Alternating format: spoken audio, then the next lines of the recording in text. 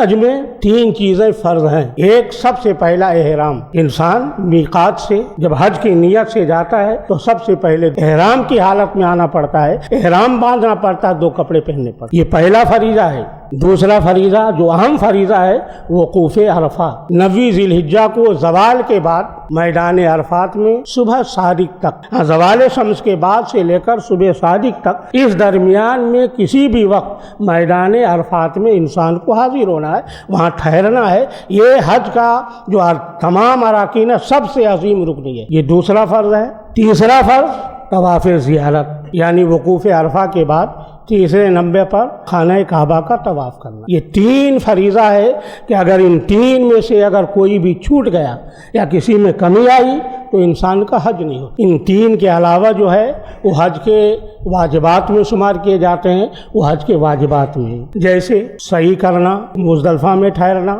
اور حلق کرنا، رمی کرنا، رمی جمار کرنا، طواف وداع کرنا، یہ سب واجبات ہیں کہ اگر اس میں اگر کوئی کمی آ جائے تو انسان کا حج تو ہو جاتا ہے لیکن انسان پر دم واجب ہو جاتا ہے۔ تو یہ حج کے بنیادی ارکان ہے، ان کی رعایت کرنا پڑتا ہے ایک حاجیوں کو۔ یہ تو ایک ظاہری شکل و صورت ہے عبادت کی، یہ شکل و صورت اس طرح آپ کریں گے تو آپ کا حج ہوگا۔